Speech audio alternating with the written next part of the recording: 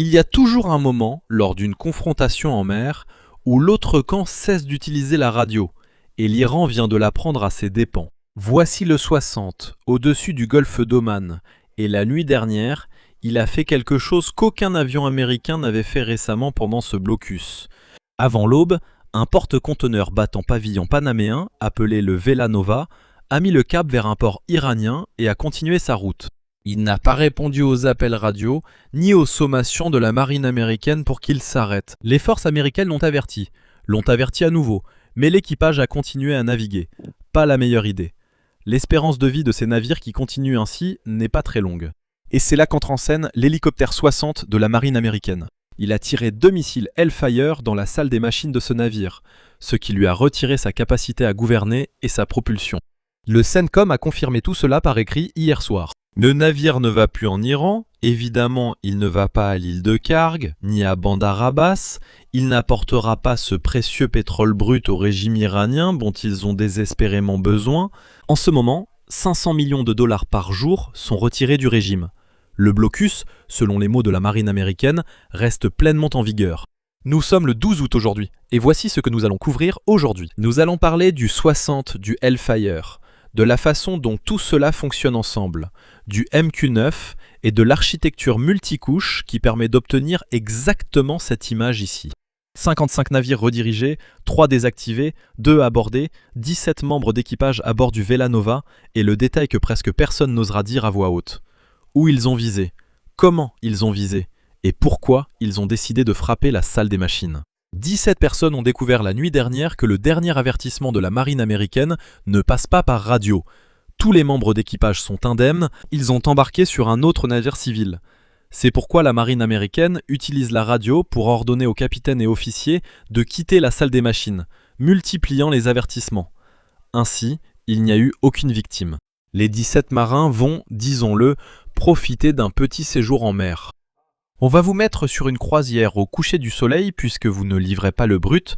Nous couvrons aussi cela dans notre rubrique Tour d'horizon mondial. Hier encore, un navire était à l'ancre dans le Bab el-Mandeb, cette zone juste à côté du Yémen où des rebelles yéménites soutenus par le CGRI ont réussi à toucher leur cible. Quelque chose qui n'a pas encore été identifié. Il semble que plusieurs membres d'équipage, jusqu'à 4, aient péri, ainsi que 2 membres des équipes de secours qui avaient été envoyés. Et ces informations sont constamment mises à jour. Le nombre réel de victimes est mis à jour pratiquement toutes les heures, mais nous savons que les Houthis essaient essentiellement de créer leur propre blocus en ce moment, avec l'Iran qui tente de les pousser à ouvrir un nouveau front, précisément pour détourner l'attention du détroit d'Ormuz. Et nous allons aussi parler de Taïwan. Taïwan fait quelque chose de fou dont je veux que vous soyez au courant. Il déploie un escadron de chasseurs dans une montagne, et il y a des portes blindées derrière ces véritables chasseurs. Donc nous allons expliquer pourquoi ils font cela, à quoi ressemble cet endroit où ils cachent des chasseurs dans une montagne. Nous parlerons donc des points d'étranglement, des îles, des chasseurs. Restez avec nous pour cette section de Tour d'horizon mondial, vers les 3/4 de la vidéo. Commençons par le langage soigneusement choisi par CENTCOM. Le communiqué indique que les forces ont désactivé le système de direction du MV Vela Nova, battant pavillon panaméen, alors que le navire tentait de traverser le golfe d'Oman et de violer le blocus américain en se dirigeant vers un port iranien. Il est indiqué qu'un hélicoptère de la marine américaine a tiré 2 missiles Hellfire dans la salle des machines du navire après que l'équipage civil a ignoré les avertissements répétés des forces américaines. Et cela se termine par une phrase que vous devriez lire 2 fois. Le navire ne se dirige plus vers l'Iran en violation du blocus, qui reste pleinement en vigueur. Même si l'Iran continue de dire « Nous concluons un accord avec Oman ». Non, le blocus est pleinement en vigueur. Remarquez ce que cette phrase fait. Elle ne revendique pas la victoire, elle énonce un résultat. Le navire a arrêté sa route. Pourquoi est-ce si important maintenant? Eh bien, avec le pétrole qui ne circule pas à l'île de Karg et dans les différents endroits où l'Iran en a besoin, c'est juste un gros doigt d'honneur aux mollahs qui essaient d'obtenir de l'argent. Voici les chiffres en août. 55 navires commerciaux redirigés. 3 navires ayant refusé d'obtempérer, neutralisés. 2 arraisonnés. Le Vela Nova fait passer ce chiffre du milieu à 3. Et jusqu'à la nuit dernière, ce chiffre était resté à 2 pendant plusieurs semaines. C'est dire à quel point cela arrive rarement. 55 navires ont fait demi-tour parce que quelqu'un leur a parlé à la radio. et 3 parce qu'ils n'ont pas écouté. C'est l'exemple de l'Iran essayant de briser le blocus alors que beaucoup de gens disent que l'Iran fait passer des navires en douce à travers le blocus. Vraiment ? J'ai l'impression que seuls les navires autorisés par la marine américaine passent. Mais le navire lui-même est important dans cette histoire. Le Vela Nova est un petit porte-conteneurs d'environ 13 000 tonnes de port en lourd, construit en 1996 avec une capacité d'environ 1000 conteneurs et 17 membres d'équipage à bord. Elle se dirigeait vers l'ouest, dans le golfe d'Oman, à environ 71 000 nautiques au large des côtes du Pakistan, lorsque cela s'est produit.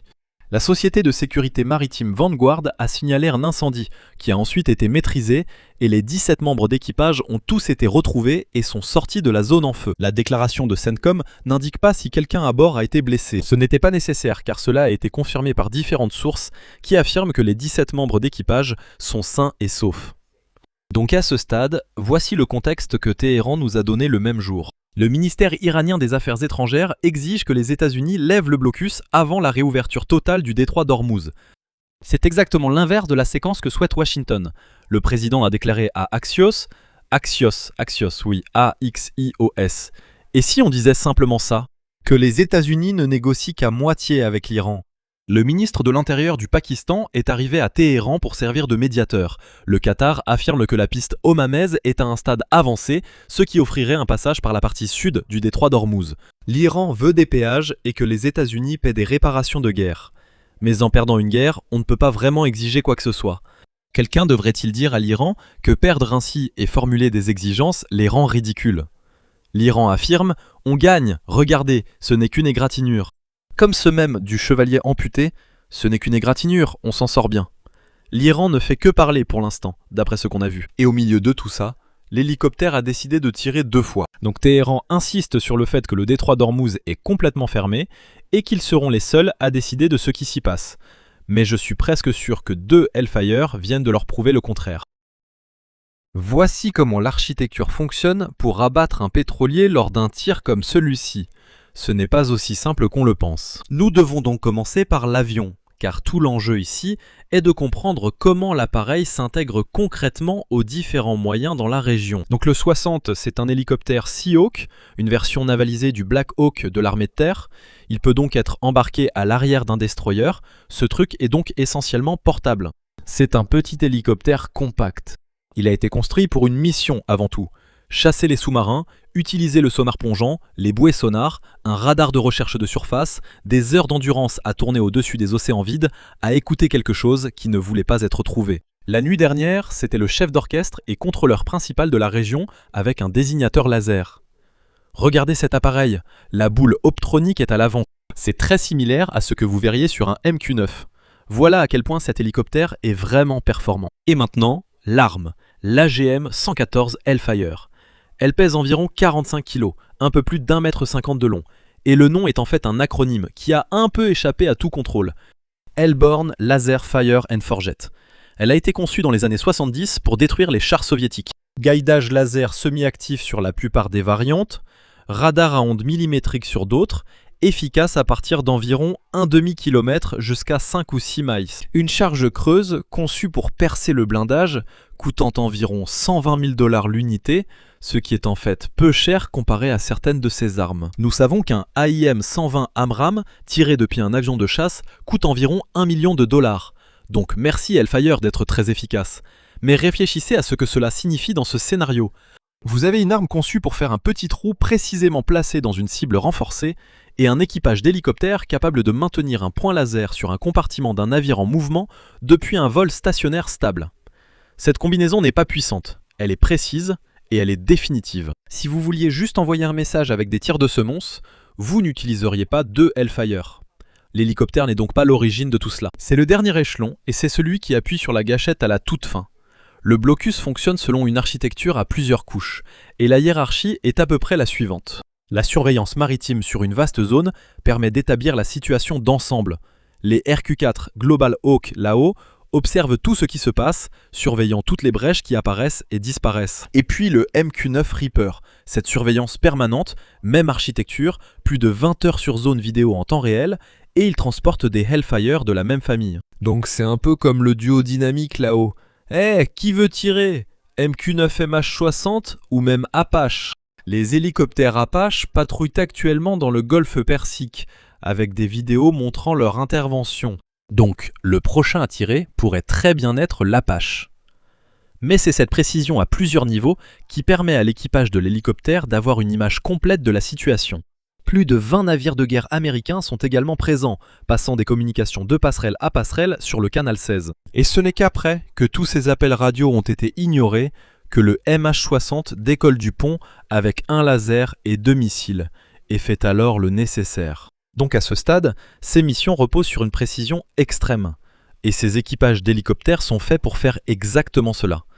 Et c'est pourquoi 55 de ces navires ont été repoussés. Et maintenant, on voit que oui, c'est un message fort à tous les autres équipages. Si vous essayez de forcer le blocus, il va vous arriver quelque chose de grave. Le profil de l'Iran comme adversaire ici est intéressant, car il est clair que quelqu'un à Téhéran veut tester ce blocus. Ils veulent tester la détermination de la marine américaine, de l'US Air Force, de l'armée américaine qui pilote ces Apaches, et ils veulent voir à quel point ce blocus est réellement hermétique. Et pendant ce temps, ils soutiennent aussi, avec leur tout dernier souffle, les rebelles Houthis au Yémen et dans le Bab el-Mandeb. Ce détroit est aussi un endroit où ils veulent semer le chaos. Cela représente environ 32 navires par jour contre environ 50 avant que les Houthis n'annoncent qu'ils bloquaient le détroit lui-même. Alors pourquoi l'Iran fait-il réellement cela? Il cherche à rendre ces 2 points d'étranglement dangereux pour la navigation, en utilisant mines, petits bateaux, sous-marins de poche et un réseau de forces supplétives armées d'armes anti-navires. Peut-être aussi des missiles balistiques auraient frappé ce navire dans le détroit de Bab el-Mandeb, mais cela reste à confirmer. Si c'était effectivement un missile balistique qui a frappé ce navire, ce serait une avancée majeure et probablement l'Iran fournissant des armes avancées aux rebelles Houthis. Mais leur objectif principal, ce que l'Iran veut en ce moment, c'est de fermer ces 2 détroits. Leur but est simplement de nuire un maximum à l'économie mondiale pour obtenir ce qu'ils veulent. Voilà tout. Vous voici au tour d'horizon mondial, mes amis. Parlons maintenant des actualités mondiales essentielles depuis le bureau du tour d'horizon. Alors, ce petit cargo touché dans le détroit de Bab el-Mandeb, qu'est-ce que cela signifie vraiment? Eh bien, le navire a été identifié par des sources comme un TMA, battant pavillon tanzanien. Un petit cargo qui était à l'ancre à 3,3 miles au nord-est de l'île de Périm. Le UK MTO, cette organisation qui signale ces différents projectiles, a seulement indiqué que le navire avait été touché par un projectile inconnu, car à ce stade, nous ne savons pas quelle arme l'a réellement frappé. Personne n'a identifié l'arme. Et au moment où j'enregistre cette vidéo, les Houthis n'ont pas encore revendiqué l'attaque. Les autorités yéménites ont annoncé un bilan de 6 morts, 4 membres d'équipage tués, 2 membres des gardes-côtes tués lors du sauvetage et plusieurs autres blessés. C'est important car, comme dit précédemment, c'est une opportunité pour l'Iran d'utiliser ses groupes armés afin de tenter de bloquer un autre point stratégique du transport maritime mondial. Deuxième histoire, à Taïwan, sous le granit des chaînes montagneuses centrales, des portes blindées se sont refermées derrière une escadrille de chasseurs. C'est l'exercice Hankwang 42 qui se déroule du 5 au 14 août. C'est un exercice militaire, 10 jours et 9 nuits d'opération continue. Taïwan a dispersé des avions dans un complexe d'abris renforcés en montagne et a effectué un exercice de décontamination chimique sur la côte Est. Les 9 et 10 août, Taïwan a volontairement dégradé son propre service de données mobiles dans 7 juridictions pendant 30 minutes lors d'un exercice d'alerte aérienne tout en maintenant les appels et les SMS actifs. Pourquoi est-ce important ? Le dernier point est révélateur. Taïwan ne s'entraîne pas à une guerre qu'il gagnerait dès le premier jour. Il s'entraîne à perdre ses propres communications et à continuer de se battre malgré tout. Rien de tout cela n'arrête un missile. Ce que cela fait, c'est que la première salve ne marque pas la fin de l'histoire, n'est-ce pas? Parce que la Chine va lancer une salve massive. Mais à ce stade, cela pourrait être une guerre qui fera douter Pékin, un peu comme ce que nous voyons se passer en Ukraine avec la Russie. La Russie se retrouve, vous savez, dans une impasse face à la force de l'Ukraine, et Taïwan en tire des leçons. Et donc il montre à Pékin, si vous essayez de jouer avec le feu, vous allez vous retrouver dans la même situation que la Russie. C'est en gros le message que je peux déchiffrer et que je pense que Taïwan essaie d'envoyer à Pékin. Et l'autre message serait en gros comme un gros doigt d'honneur, comme ce doigt numéro 1 dans les stades. Mais dans ce cas, Taïwan l'a transformé pour en faire un gros doigt d'honneur qu'ils adressent à Pékin. Bienvenue à la section d'analyse stratégique d'échecs 4D, mes amis. Donc juste hier soir, 2 missiles Hellfire 17 membres d'équipage d'un navire qui a cessé de se rendre en Iran, aucune victime signalée. Et il y a plusieurs façons d'arrêter un navire.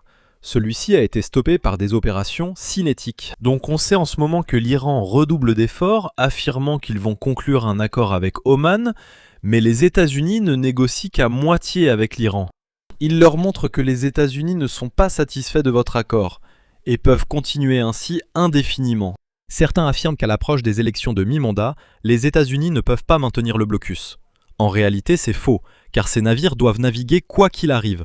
Donc non seulement il s'agit d'une véritable opération avec de vraies conséquences pour l'Iran, mais cela aiguise aussi la pointe de la lance de l'US Air Force, de l'US Navy et de l'US Army, au point que toutes ces opérations conjointes ne vont que devenir plus fortes et plus efficaces. Et avec le budget de la défense approuvé pour l'exercice fiscal, maintenant bien après les élections de mi-mandat, l'armée américaine peut faire démonstration de force face à l'Iran et faire de plus en plus mal aux mollahs, tout en accentuant la pression qui veulent cet argent pour pouvoir continuer à vivre dans leur palais doré avec leurs toilettes en or. C'est tout leur objectif. Alors qu'en pensez-vous ?